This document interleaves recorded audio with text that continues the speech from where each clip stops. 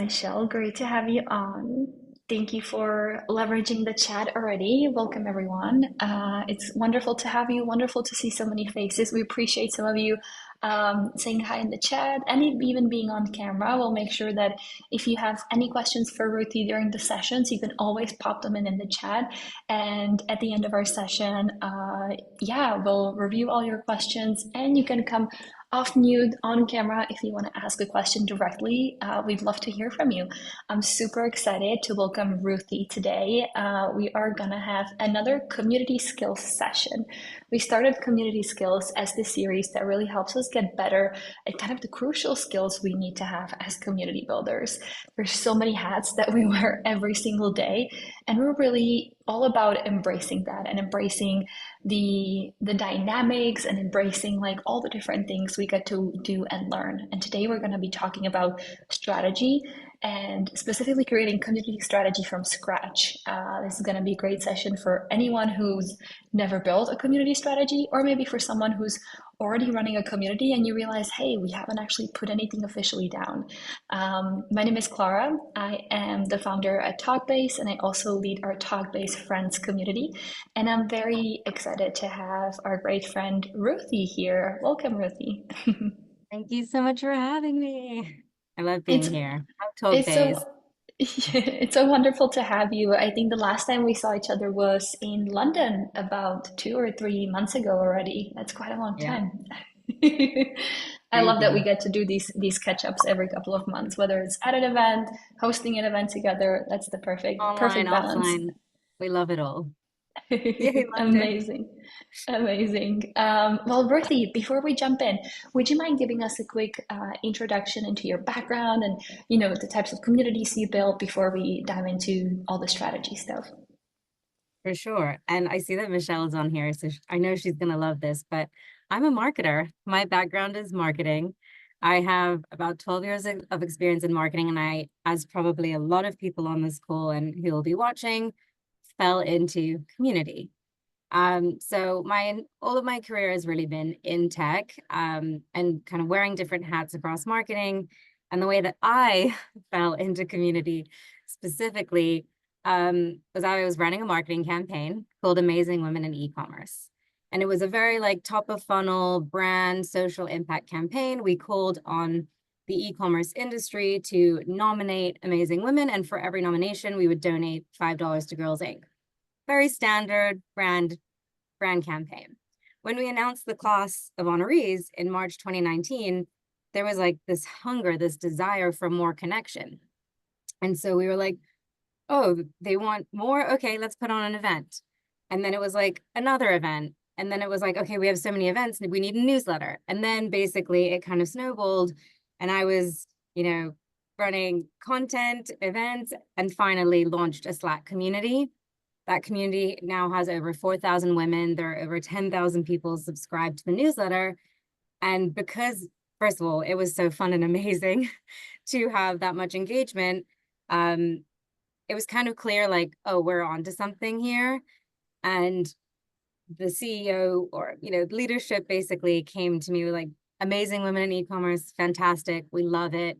What if you were to create a community for our customers? Like, what would that look like? Mhm. The company that I worked for was, a B2B SaaS company, Series F, e-commerce marketing, and 10 years in, they didn't have a community. So it was literally launching something from scratch, but also kind of like creating a new behavior that didn't exist before, right? Like the customers knew how to interact with the company in one way, and all of a sudden we're saying like, here's this resource for you, please come in. So that was kind of a challenge.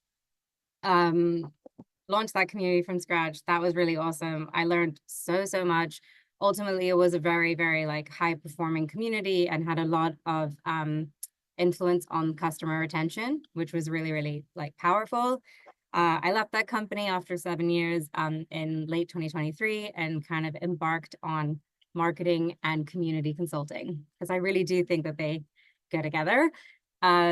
I was working exclusively with early stage women-owned startups, building their communities from scratch, their strategies from scratch. And And also kind of on the side, leading, I'm sure you're all familiar, but if not, the Led by Community New York chapter, volunteering for Women in Innovation, leading the New York events and programming there, and also putting on events for the Old Girls Club. And in that way, I just kind of had my hand in a lot of different communities, started speaking about community. And today I am the director of community at Growth Therapy, which is a US-based mental health care company. It's absolutely amazing. Thank you so much for yeah, for sharing your story with us. And there's been so much that you've built already, and I'm pretty sure there is a lot ahead of you as well. You mentioned a bunch of community groups. Just out of curiosity, before me jump in, what how many of those communities that you kind of were building had a strategy in place versus you realized time like being in like, hey, maybe we should put something down? Yeah, so I mean, looking even at the beginning of my journey, so Amazing Women e-commerce did not have a strategy because, like I said, it kind of snowballed into it, and we were kind of building the plane while flying.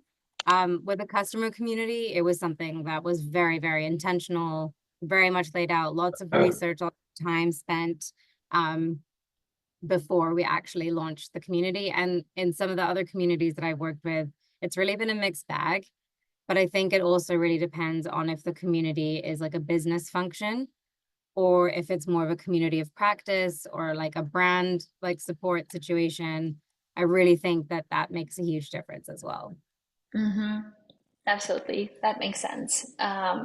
In your own words, how would you define like what community strategy is? If we really start from the basics, what is community strategy? I mean, it's the what, why, how. Like how are you gonna like what, why, and how you're gonna build a community, but really it's your map, it's a plan, it's the vision, it's the North Star, it's guidelines, it's whatever you need to build your community, and it should answer the what, why, and how.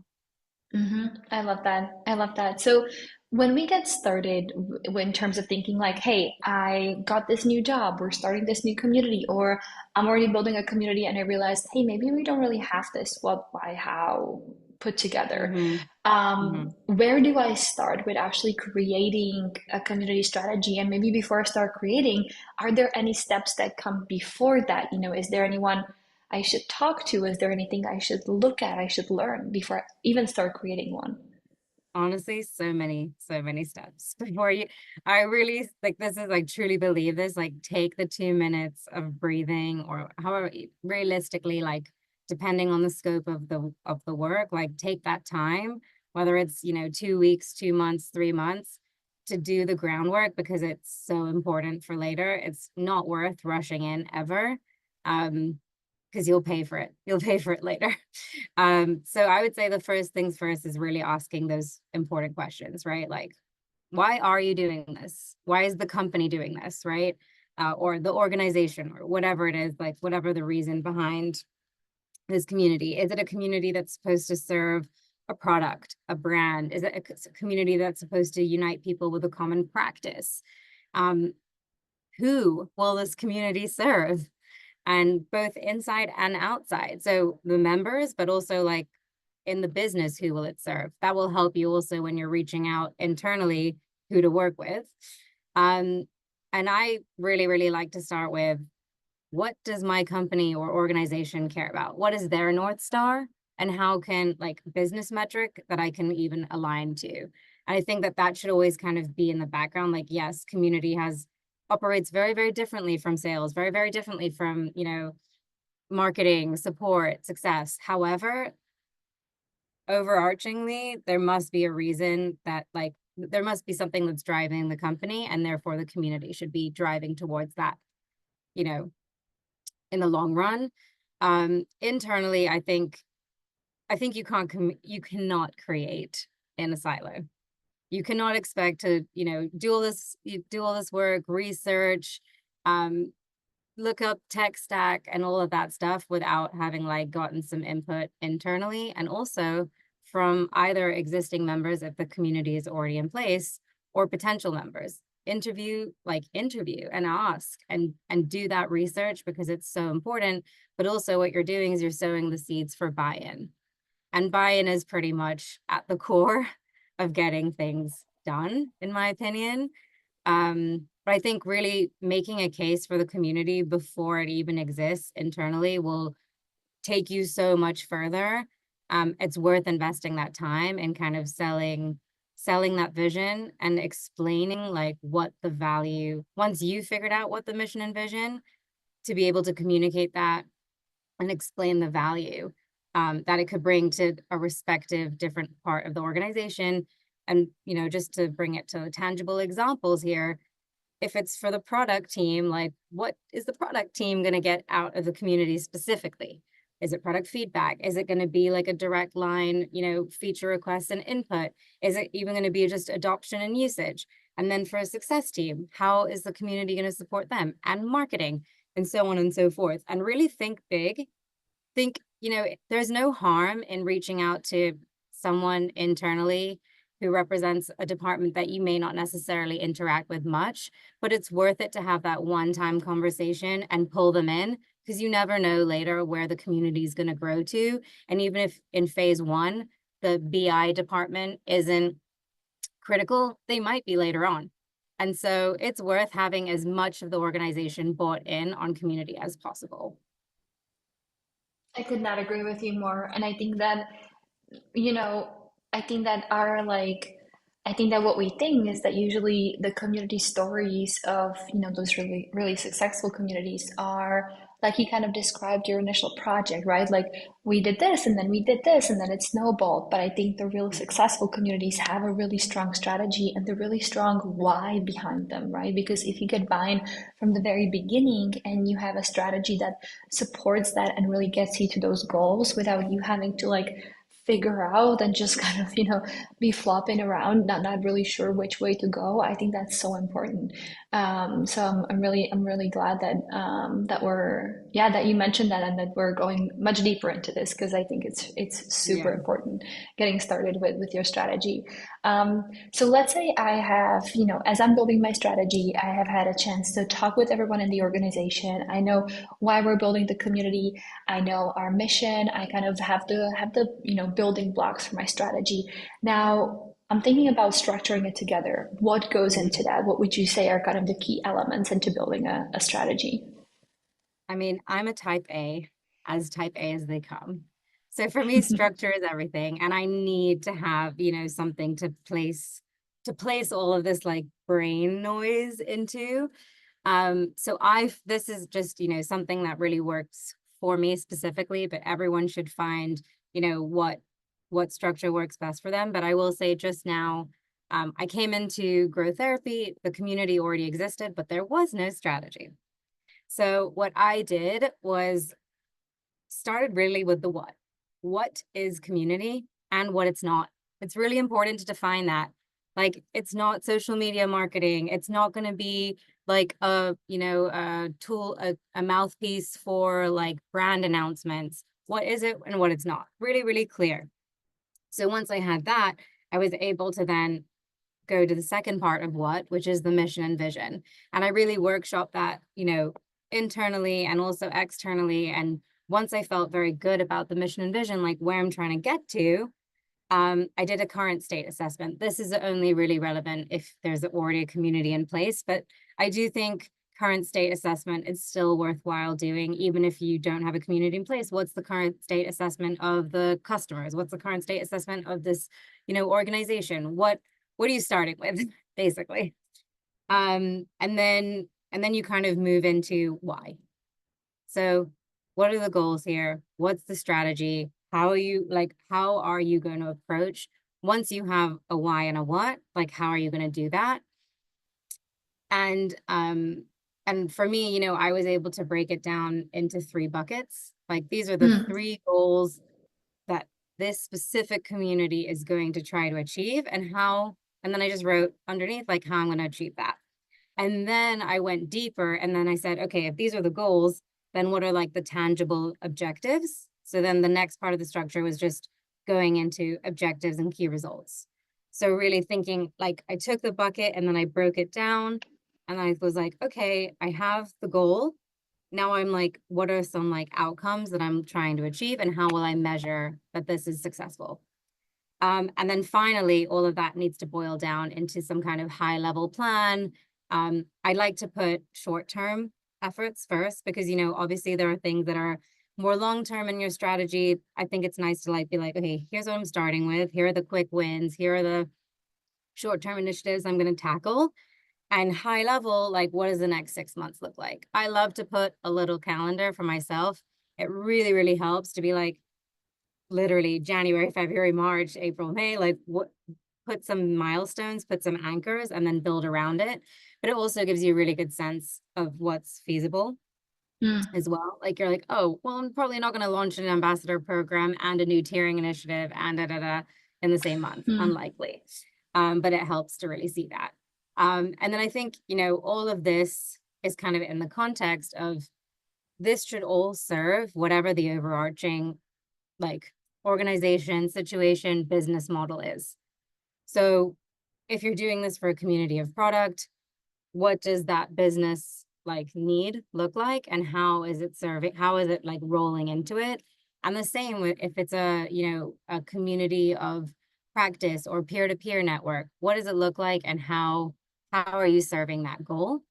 And no matter what, really keeping in mind, like you can put all you want in your little structure and your plans, but if the community is designed for and not with community members, it is unlikely to succeed. So you really need to test and validate with the members, either existing or, future or potential members.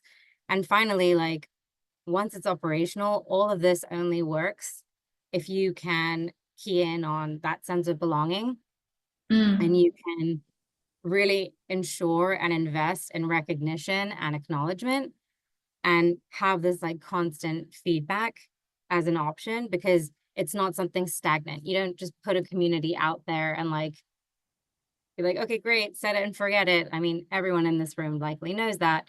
But I think like to me, in the end, I was really thinking about when I was breaking down this very new strategy. I've been at the company now just over 2 months, was thinking about like, okay, how is this all going to contribute to and set me up for success by fostering a sense of belonging, by ensuring that I have like mechanisms built in for recognition and acknowledgement, and where are the different like opportunities for feedback throughout the process.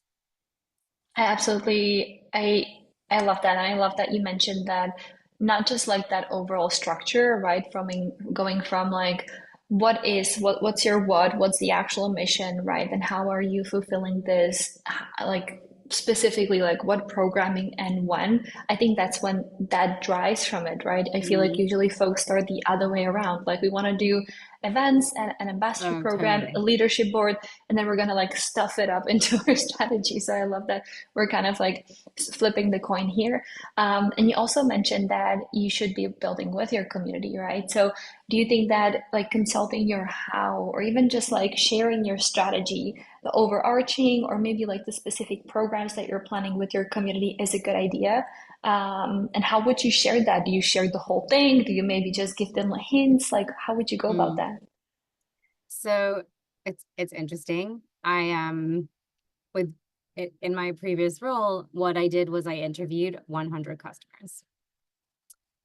Took the time, I interviewed the customers, and I was like, hey, I'm working on building a community. Hypothetically, would having a feature request mechanism help you? Would you find value in networking events? And then I was basically like testing and validating. And I think that, I mean, a piece that I didn't really touch on, but, really comes in the operationalizing part is like when you're choosing your tech, you need to have those inputs ahead of time. Because if you've Mm, already chosen what platform you're going to be using and it doesn't have functionality for feature requests and product feedback, then what's the point in asking your users or future members if they want it or not? So thinking about how early in the process can you get that validation and input. And no, I didn't like show them a full like roadmap, but I definitely was like, here's how I'm thinking about it. What do you think? Does that resonate with you? In the end, like I'm trying to build for them. And so like it's great to kind of come up with grandiose ideas or like things that are really, really business positive. Cool, that's awesome. But it's not going to be successful if they're not extremely aligned with your vision. Hmm. Um, and that vision really should be informed by the members. So it's really like you have to start with the members. You have to. Yep, there has to be that loop. That's wonderful. Is there anyone else I'm sharing this strategy with? I'm talking with my members while creating it. I know I also talked to a lot of my team members while I was kind of Mhm. brainstorming it. Once I have the strategy put together, who do I share it with? So I love a roadshow personally. I just think, what better way to get people bought in before before you're going into like spending the money on the tech stack, designing and like lifting the beta, all of that stuff. I think like go all out. I went on all hands meetings, product all hands, every single team meeting you can imagine. I was there being like, we're building a community and it's amazing because of this. And this is what it's going to look like. And this is the vision. And like by the end, people were like, great, how can I sign up for the community? I'm like, oh, it doesn't exist yet. Like we're building it. But if you can get people that excited across the organization, you cannot imagine how much it's going to help you with moving forward. Um, that said, aside from kind of like the masses, again, it also depends on what your org looks like. But for me, it was really critical, especially in this role, to get like clear, direct sign off from leadership. It's really going to the CEO, going to the other like leaders, testing, pulse checking, like this is what I'm going for, this is how I'm seeing it, and ensuring that I have that kind of sign off or green light before kind of moving to, okay, we're going to operationalize this plan and this plan and this plan and putting together programs. I think that, you know, in the end of the day, you need buy-in on the executive Hmm. level. Again, speaking more specifically about organizations and businesses here versus like putting together a community of practice. Um, Hmm. but I do think that in the end, exec buy-in is critical, because you don't know what kind of roadmaps you'll get to. Absolutely. So it's really about thinking what are where you need to have that conversation, right? Like with that purpose to get the buy-in versus where it's great to communicate to build those possible future relationships and how you can repeat your why to your Exactly. members, potential members, etc. So it's always like thinking of, hey, how can I communicate this to everyone and what do I need to communicate to them, right? Exactly. And I what's like speak in their language. So exactly, yeah. critical, so critical. Mm-hmm. I cannot Mm-hmm. say like, as much as like, engagement means a lot to you, it means nothing to the product team. They're like, how is this helping me and my needs and my time and my work? Because like, you need to like definitely one of the critical pieces of getting buy-in is really knowing how to like speak to what what the other side is motivated by.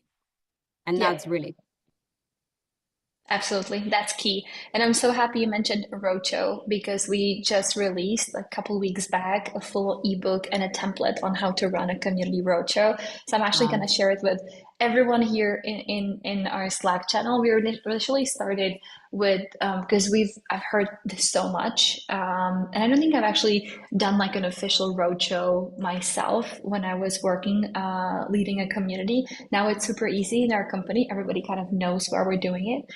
Mhm. So we started building this article on about community roadshows just to kind of give folks a little more inspiration. We dug deeper, and ended up with a huge ebook and a full-on template you can just copy paste and run with it. So I'm gonna sharing it here in the chat with everyone in case they want to have a That's look. awesome. Before we launch our strategy, right, and officially dive in. I also love being very operational and really go deep into things. Where is this strategy of mine sitting? Is it like a Word document? Am I creating like a Trello board or like an Asana Mm. task list? Like, what does it look like? Could you give us like some examples that could maybe help our audience visualize it a little more? Absolutely. Again, this is totally a personal preference. Like I'm not promoting any specific, tools, but I'll say like for me in the past, document form is really helpful. So one time at my previous company, I built like a Google Doc with like all of the master and then kind of translated it into Monday.com tasks, like broke it down. This time I built basically a massive coda, which has like the breakdown can be like in I don't know if you are familiar with Coda. It's quite like Notion, so you can have like an internal thing that you can like double click into, and there can like be more information. I'm not using a task management this time. It's all in the Coda. So it's something new for me. It's how this company operates. And it felt like if this is how the company operates, then I want the strategy to sit in the same kind of um format that other departments do. Um, and in the end, it's really about what helps you to visualize it, articulate it, and give you like the blocks to communicate and operationalize it. I love a kickoff. You can work off of a coda, off of a doc. You can also work off of slides. It's really personal, but I think like kickoff, having a source of truth, having follow-up meetings, like really keeping like returning always to this source of truth and mission and vision. And then you can break down individual tasks. You can build them in Notion, you can build them in Coda, you can build them in Gmail tasks, which is something I actually use for my own personal task management. But I think it always comes down to like there being one place where it all kind of lives and sits, and then it can break off into different pieces that you can then use for a presentation, use for operationalizing a specific program with tasks underneath it. But I really like to always be able to refer back to one place that has everything. I think that's super important, having it in one place that's easily accessible, visible, right? Where you can like see the highlights, see the breakdown, and then know like what your next step is, right? I even Mhm. love that you mentioned a calendar before, right? I think that's kind of like going more into already the practical of things. But again, if you're able to then time the different aspects and Mhm. like the different projects in your strategy, that's wonderful, right? Because you always have that sort of high level, the roadmap, and then you can kind of dive in a little deeper. Um, so we have all of that. We have all the interviews done. We have our strategy put together. We've reviewed it. We're happy about it, and we're ready to launch it. How do we go about launching? Do we keep tabs on our goals? Do we just put the strategy together? Do we need to come back to it anytime? What does that look like? You know, in theory and ideally, you're always going back to it and you're always making changes because let's be real, the first idea isn't necessarily the best idea. And anything that is developed kind of in a vacuum is unlikely to succeed. So you should constantly be collaborating, constantly asking for input, and that getting stakeholder buy-in, that never ends. Getting pulse checks and inputs from your members, that never ends. Like that should always be part. I mean, you could even write it as part of your strategy. Like that's what I wrote. Like one of the things is like constant input, like feedback. So I think that ensuring that you have these different like pieces that set you up or remind you to constantly get that feedback. I like I said, because I'm working off of a source of truth, I just edit it. I just make changes. It's okay. You can like, nothing is too precious. I make changes all the time. I edit this document. I keep it open in a tab at all times. Like I need to be able to refer if someone has a question now for me about community at growth therapy, I will almost always have that tab open and be able to refer it, even copy and paste a little bit over into a Slack message. It's just there for you because like once you feel so solid about your strategy, like it's something that lives and breathes. It's not like, okay, this is the end all be all. It can shift, it can change. And as you get input and as you collaborate with different teams or stakeholders, you can make those changes. You're in charge. It's Yes, great. it is that.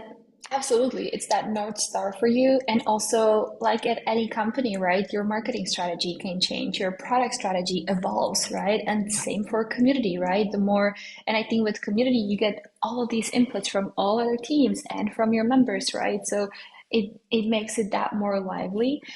So I'm happy that you mentioned that it's always something that you're always iterating and adding to and expanding on from that initial core.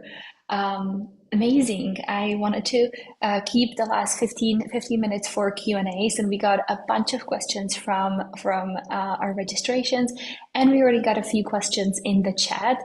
So I'm going to pull one question from our registrations first, and I'm gonna run through all the questions that we got in the chat. There are already a few, so we'll make sure that we get to all of them.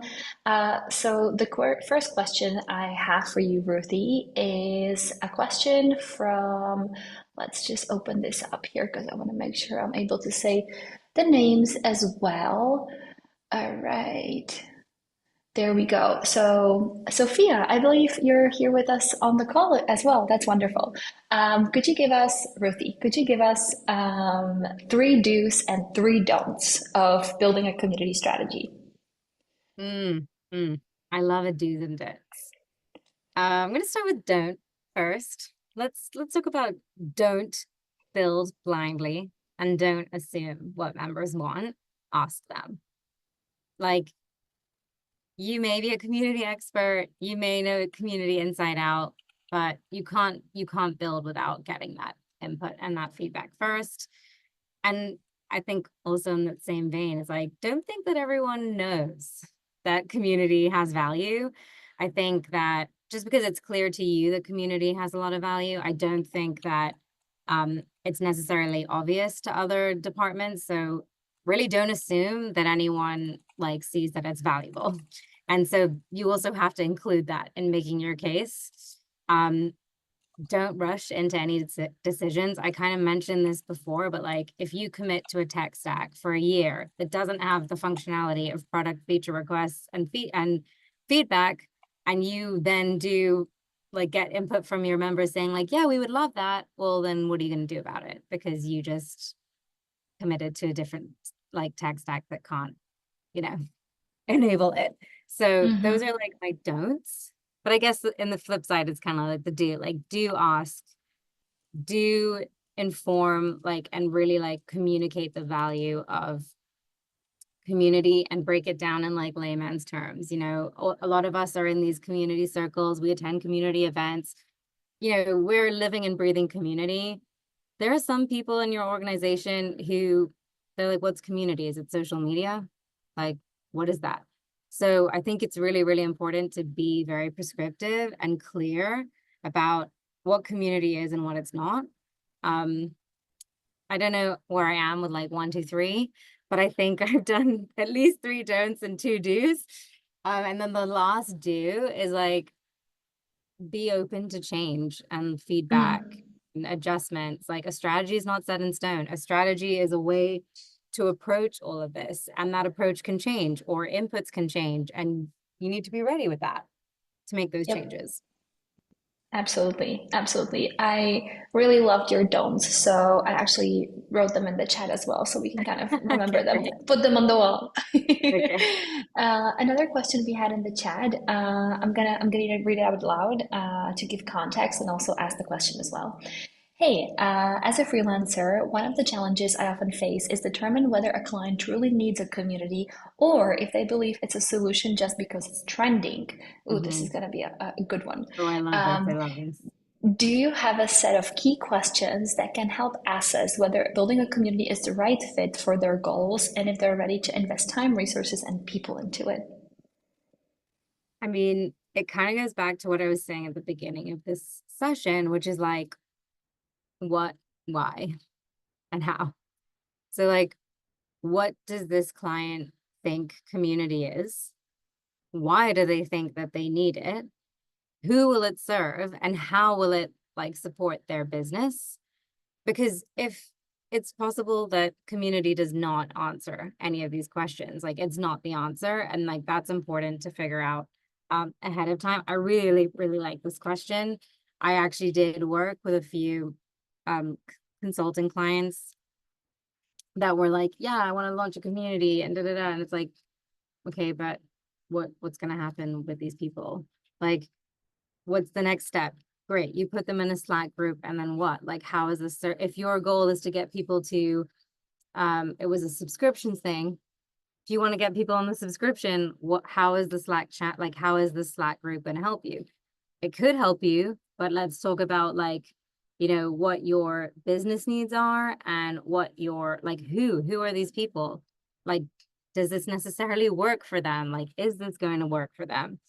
So I do think, yeah, it's really important to get those like foundational questions answered and to be able to communicate to your client, hey, I really see what you're trying to do and all of this. I do think that maybe launching a community will be better at a later stage. Let's try and tackle XYZ um, by laying kind of like the foundations for community in a way, which could be through marketing, which could be through, product stuff, whatever it is that this business needs. I agree with you. And I was just thinking about, when you have that like initial conversation with someone and you ask them, why do you want a community? And they're like, because everyone has Yeah, it. it's the Or worst we, we, fear. we're really, because we want what Figma has, Yeah. those are the kind of the word, the kind of the, on the worst of the briefs to really Hmm. do a job well. So I think it's really about those intentions, right? And the motivation, like you said. I think even if you ask these simple questions like why, what and Yeah, why, it's they're crazy. super simple, but you cannot cheat with them. So Yeah. I love that. Another question we have here is from Katie, and the question is: are phone calls the best way you have managed to get feedback, or any advice on gathering effective feedback from your community? I suppose. Yeah. I think there's a few things here. Like one, is this an established community? Like, AKA, can you use the community to solicit the feedback?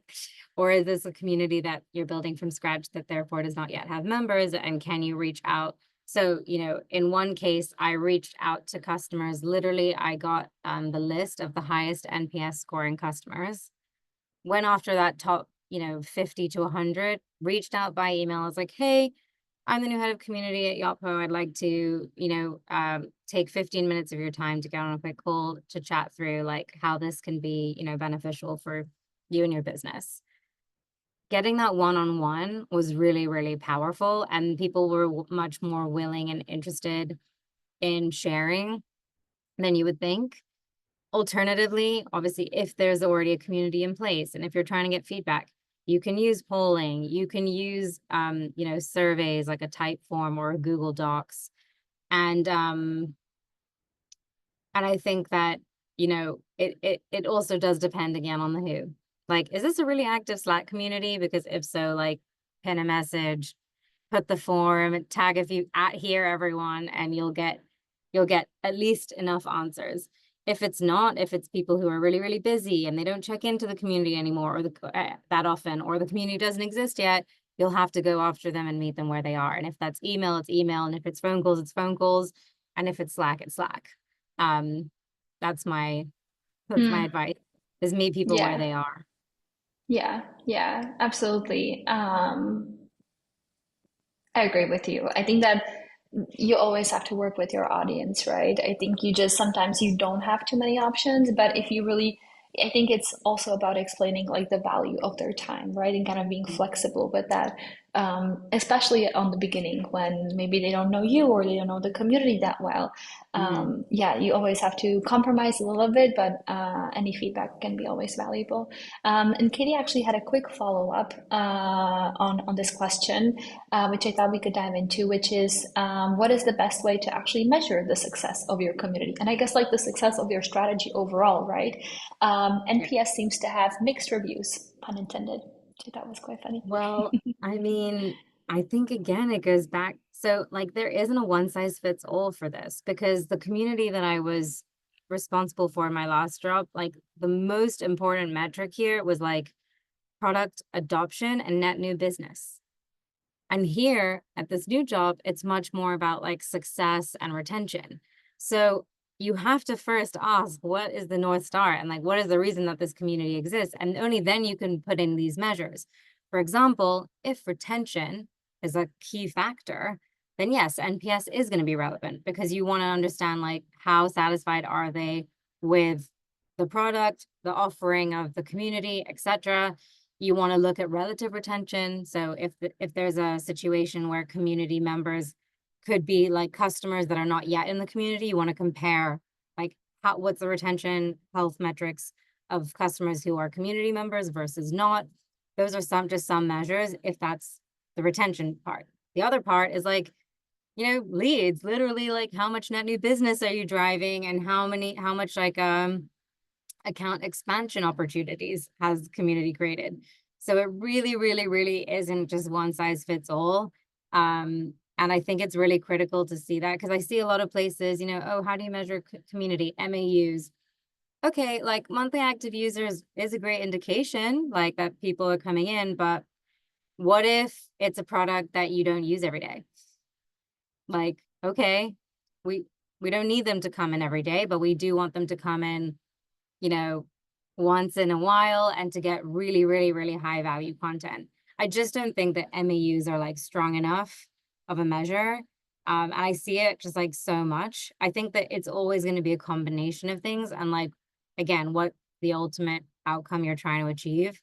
So something that's really important for this community now is like therapists they operate independently, right? So they don't have any coworkers, which means that the community space is basically replacing the water cooler and replacing having coworkers and giving them the opportunity to get advice and guidance on the practice. I'm not talking about using the growth therapy platform. I'm talking about the practice of being a therapist.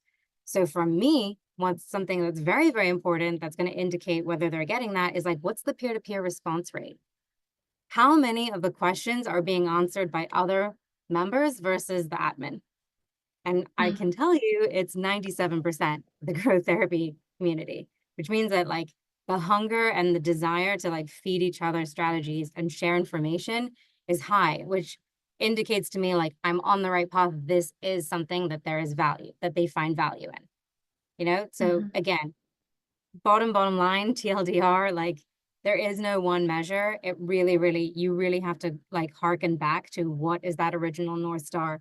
What is the reason that this community has been built in the first place? And how is it Mm. serving the business? Mhm. Absolutely. And just to quickly add, MAUs could be monthly active users, right? For those that are not familiar with the acronym. Very cool. I know we have a few more questions in the chat, but I also have one again from our registrations that I wanted to share because I really love the question. Unfortunately, our registrant did not put in their first name, so I cannot give them a shout out. However, their question is the one I really loved, and the question is, what is something that you had discovered in the last year when developing your community strategy? Maybe something that surprised you along the way because you've done it a few times. Maybe something you learned on how to do it better or faster. Yeah, something you discovered. Yeah, so two things. And I would say like as a marketer, it doesn't surprise me. But communication and clarity is key. I think that a lot of things sometimes are like happening in our heads, like how we see community, how we understand community, but being able to communicate that and to communicate it clearly to stakeholders, to operators, to members on every front, that clarity in your communication is really key. And then the second thing, again, less of a surprise, but more of like an inevitability is stakeholder buy-in. I cannot stress enough how impossible it is for your community to succeed if you're just doing it like you and the community team and like nobody else in the organization is involved. It's just impossible, truly impossible. So those are the two things that I discovered that are absolutely critical to I any agree with community you. strategy and success. Absolutely. I could not agree with you more. It's one of the reasons why we have kind of started working on more and more resources here at Talkbase that are focused on cross collaboration and how you, as a community team, community person, community builder can collaborate more Yeah. with other teams. And our roadshow is one piece of that puzzle. We have a set of events and also a PDF that we just put out on top metrics. So I'm so glad that you're mentioning this because I think it's very true. You need to be able to get buy-in and you need to be able to collaborate and bring value to other teams and then have them participate in the community, right? Because the community for the company you're building, it's you're not the only one in the company, right? The more folks that can get involved, the You better, sure right? aren't. Yeah. So I could not agree with you more. Amazing. I'm gonna share the hub here in the chat as well. And I think our last question of the day is from Shira. And the question is, what are some of the key pain points you've encountered while building your community, and how did you overcome them?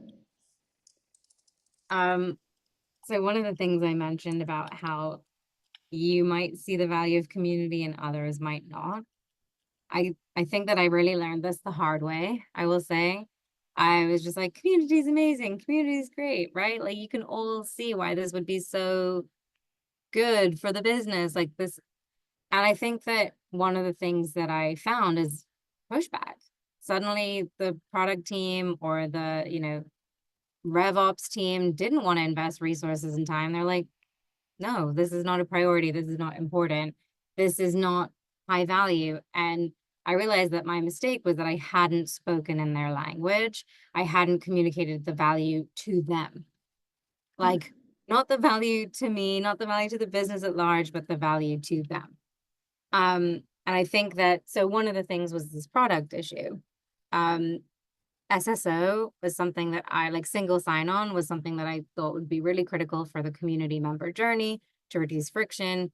I went to the product team and they were like, yeah, cool, that can go in 3 quarters from now.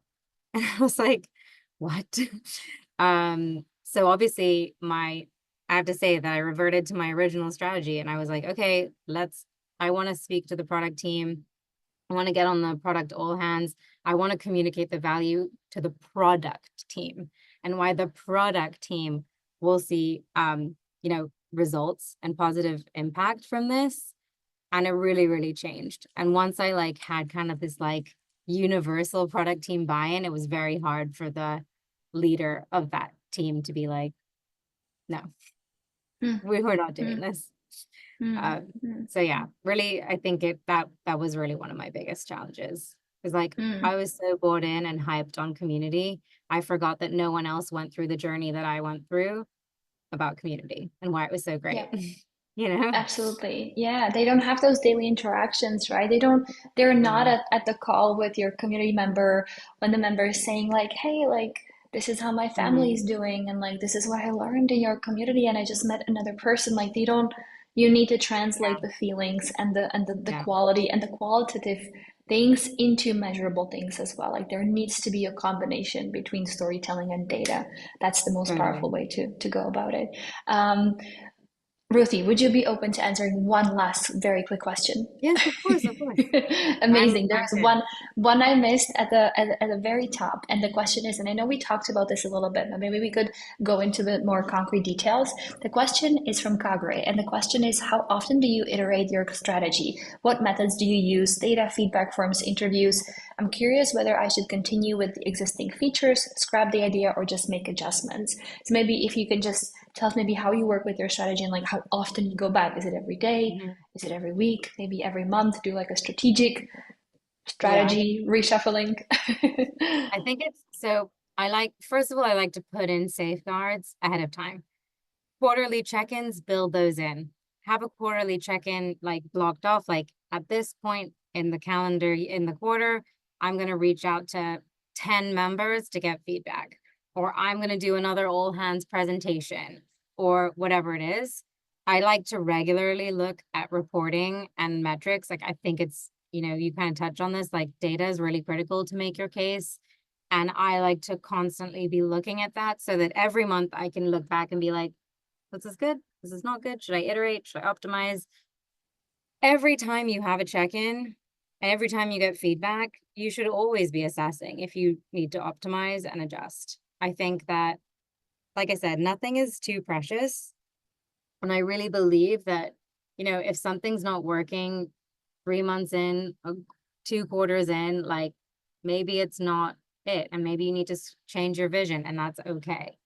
You Hmm. don't know what you don't know until it's happened. And if it's not performing the way you want it to, either adjust it or scrap it. It's okay. Like, you're not married to any of these ideas or programs. Yep. Absolutely. Absolutely. Thank you so much. I know we're a little over, but there were so many great questions, and I'm happy we got Truly through great question. a lot of the questions we had in the chat, and I went through a lot of the questions in our registrations, and we answered a bunch of those as well. So, Ruthie, thank you very much for being here today, for sharing your Thanks. wisdom and your story and your strategy building strategy with us. This was such Strategy a is fun. wonderful. I know, I know. This was such a wonderful session. Thank you, big Yeah. thank you to all of our attendees. We loved having you here. A quick reminder in case you are not members of our Talk-Based Friends community, I'll make sure to send you a quick invitation after this session. And we have a few other fun sessions coming up. We are pretty jammed with events, I would say, until beginning of December. So next week we have a chat with the team from Zapier about community collaboration. We're going to be talking about the ways that they collaborate with their product team and go into very lots of details and specifics. We also have another community skills event coming up, this time on content strategy, and another Friends Talk Tools event coming up on how to use the platform Butter. So a lot of different things, a lot of panels, a lot of interviews, and a few technical events as well. So I'm excited to see you all there. And yeah, again, Ruthie, thank you so much for your Thank time, and thank you you. everyone for joining. And also, if Have a anyone has wonderful, more questions, please feel free to reach out to me on LinkedIn or in the Talk-Based community. wonderful. Thank Happy you to all chat. so much. Thank you, Ruthie. Have a wonderful day. Bye. Bye.